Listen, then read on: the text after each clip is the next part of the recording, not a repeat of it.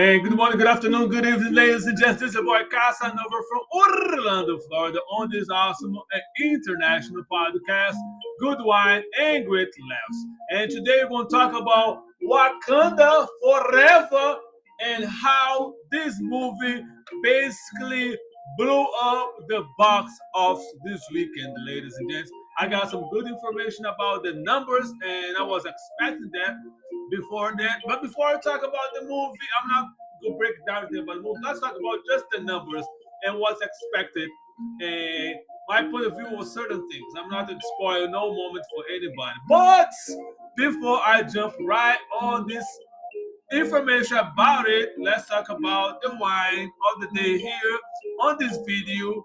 I have here, ladies and gents, is a California wine from Woodbridge by Robert Mondavi. And this wine said here in 1979, Roberto Mondavi founded the Woodbridge Winery near his childhood home of Lodi, California, to craft fine wines for everyday enjoyment. Our Pinot Noir is an elegant wine displaying aromas and flavors of ripe cherries, a hint of cocoa, followed by a smooth velvet finish. The alcohol percent of this wine, ladies and gents, is about, let me see right here. Side, right here, it's 13.5% alcohol, ladies and gents.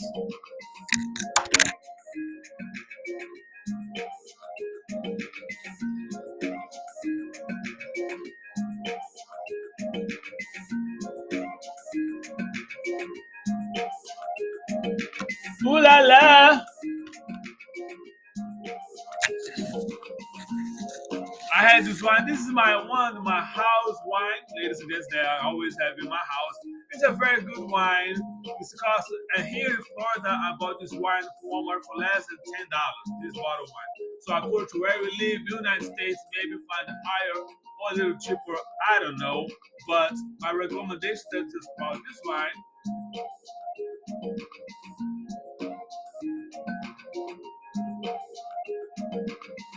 Salute.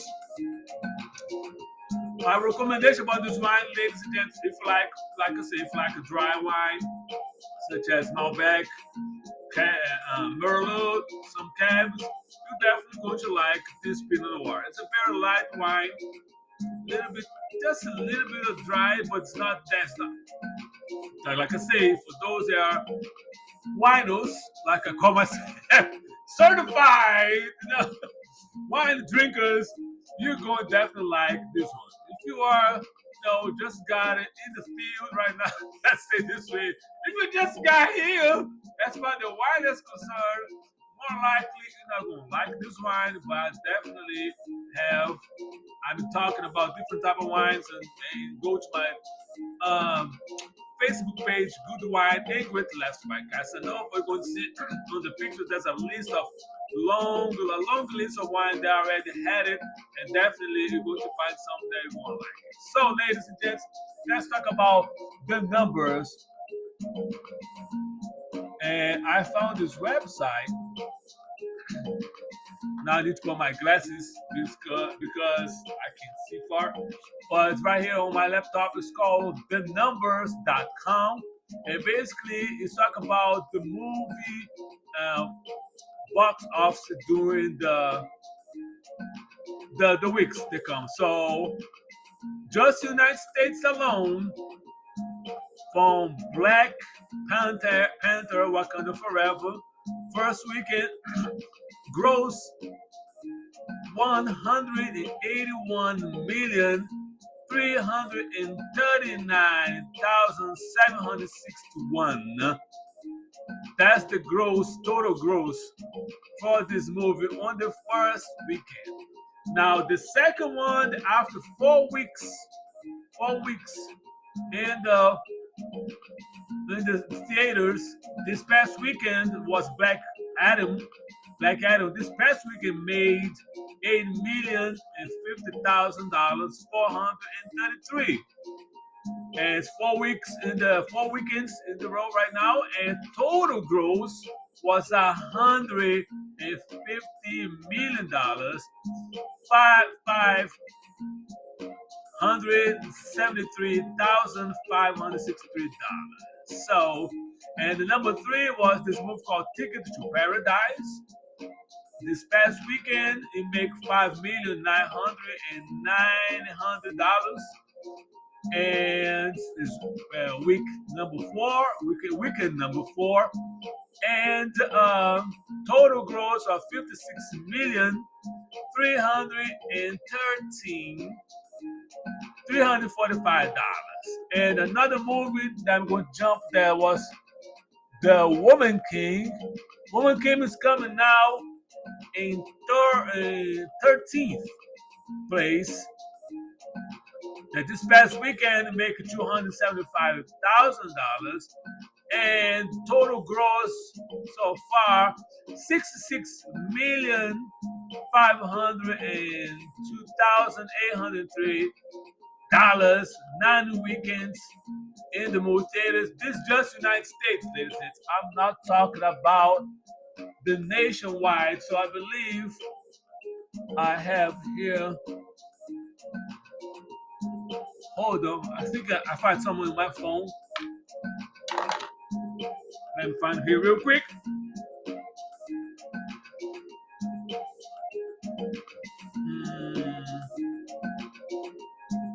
Show up on my Facebook page that I believe I took a picture of it.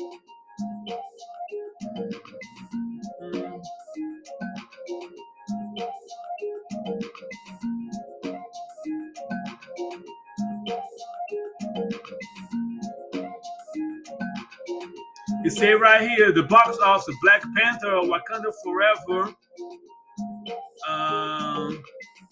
rules with a 330 million global launch with 180 million domestic debuts. So it says right here, this article was written by Brian Lang, was published on November 13th. Say the Marvel's Black Panther Wakanda Forever dominated the domestic box office, earning 180 million over the weekend and providing a much-needed lift to the beleaguered cinemas. The sequel demolished the record for a November opening in North America, soaring past the previous high water mark of 158 million set by 2013 Hunger's Game Catching Fire. Globally, the superhero adventure netted a spectacular 330 million, with 150 million of that figure coming from 55 overseas markets. So, ladies and gentlemen, as you can see, this movie is doing. I was already expected for this movie to be that great as far as the box office is concerned. And there's a bunch of YouTube channels already talk about the movies and the reviews, And my review about this is about the money. Because at the end of the day, money is what moves America. And gotta keep it drinking. Good wine. Good wine and great laughs. That's the reason this podcast name is all about. Anywho, so the money is all about the money, because the studios right now see it as the black mark. There's a whole lot of things, so many prejudices about black actors and black culture and black moving on the ladder, social and mobility ladder in all fronts, in movie office, because black movies doesn't make money unless it's gangster, drug dealers, prostitutes, all the negativity. In this movie, for the second time in the row, is showing now what's now great actors, great director, great storyline. Like 2018, the movie came out. I was surprised, and some people had the idea how it would be, but the studio itself was not expected to be that great. So once again, first weekend total worldwide $330 million. This is a lot of money, and this also is going to be open opportunities for other directors or other black writers, um, black costume designers, and so forth. So I'm very good. I'm very proud of these numbers, and I know, like I said, this is only the first weekend.